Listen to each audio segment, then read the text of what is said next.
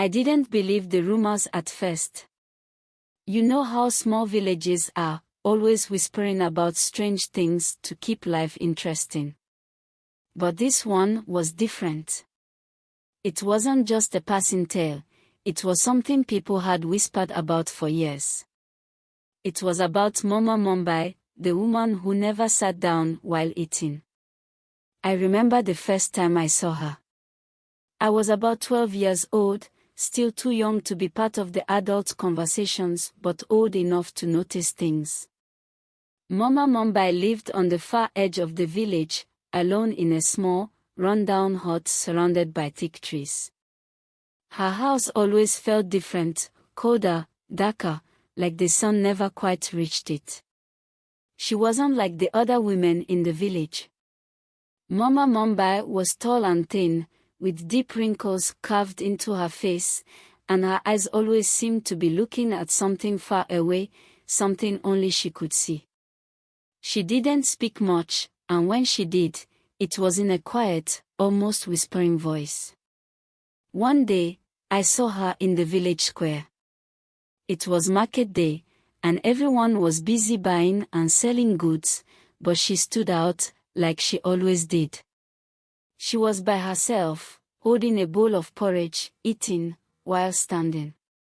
Everyone around her was either sitting or squatting, as was normal, but not Mama Mumbai. I nudged my friend, Kofi, and whispered, "Why does she always stand when she eats?" Kofi shrugged. "My grandmother says she's cursed," he replied. "They say she made a deal with something in the forest. She can't sit down while eating, or something bad will happen." I frowned. "Like what?" "No one knows," he said, lowering his voice. "But my grandmother says it's bad. Real bad." I couldn't stop thinking about it after that. What kind of deal would make someone eat while standing, no matter what? I watched Mama Mumbai every chance I got, hoping to catch her sitting down, but it never happened. She always ate alone, and always standing. Even during the village festivals, when everyone gathered around the big bonfire, Mama Mumbai would stand off to the side, balancing her food on her knee or holding it in one hand, but she never, ever sat. Years passed, and I mostly forgot about the strange woman. Life moved on, and I had other things to worry about. But then something happened that brought all those old whispers rushing back. It was late one evening when I heard a knock on our door. My mother opened it, and standing there, looking more frail than I had ever seen her, was Mama Mumbai. Her face was pale, and her eyes seemed even more distant than usual. She clutched her stomach like she was in pain. "I need your help," she whispered. "Please." My mother was hesitant. No one really wanted to get involved with Mama Mumbai, not because she was unkind, but because everyone feared what she carried. Still, my mother couldn't say no. She nodded and stepped aside, letting Mama Mumbai into our home. I watched from the corner as my mother prepared a small meal for her. Mama Mumbai didn't say much, just sat quietly near the doorway, clutching her stomach. When the food was ready, my mother placed the plate in front of her. But she didn't eat. She stood up slowly, her legs trembling, and reached for the food. I saw my mother's eyes widen in confusion. "Mama Mumbai," she said gently, "please, sit down and eat." Mama Mumbai shook her head. "I can't," she whispered. "I never can."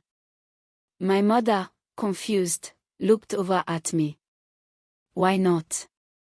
Mama Mumbai hesitated for a moment, her eyes flickering to me, and then back to my mother. "It's the curse," she said quietly. "If I sit while eating, something terrible will happen." At that moment, the air in the room seemed to change. It felt heavier, colder. My mother stepped back, looking worried. "What do you mean?" she asked cautiously. Mama Mumbai sighed and sat back down, her hands shaking as she held the plate. "Years ago," she began, "I was not like this. I was young, full of life, and eager to have a family. But my husband, he was sick, very sick. We tried everything, every healer, every herb, but nothing worked. In desperation, I went to the forest, to the deep path no one dares go." Her voice lowered, and I leaned in closer, hanging on to every word. "I found an old woman there," Mama Mumbai continued. "She promised me that my husband would be healed, but only if I made a trade. I was so desperate, I didn't even think. I agreed." "What did she take?" my mother asked softly. Mama Mumbai's eyes filled with tears. "She took my rest. She told me I would never sit in peace again, especially when eating. If I ever sat down while eating, the spirits would come for me." My heart raced as the room fell silent. Mama Mumbai's story sounded like something from a nightmare, but the look in her eyes told me she believed every word. "I haven't sat to eat in over 30 years, she whispered, her voice barely audible. "I can't. Not even once." That night, I couldn't sleep. I kept thinking about what she had said, about the curse, about the old woman in the forest. What would happen if Mama Mumbai ever sat down to eat? Days later, we found out. One evening, after the market, a group of young men in the village, boys really, decided to play a cruel joke on her. They laughed and joked about how ridiculous her story sounded. And one day, they followed her home, determined to make her sit while eating, just to see what would happen. I wasn't there when it happened, but the whole village talked about it the next day. They said the boys had cornered her near her hut, forcing her to sit while she held a small bowl of porridge. She had begged them to stop, to let her stand, but they laughed, not believing a word she said. She sat down. And then, just as she warned, something happened. Please subscribe to my channel for more interesting folktales.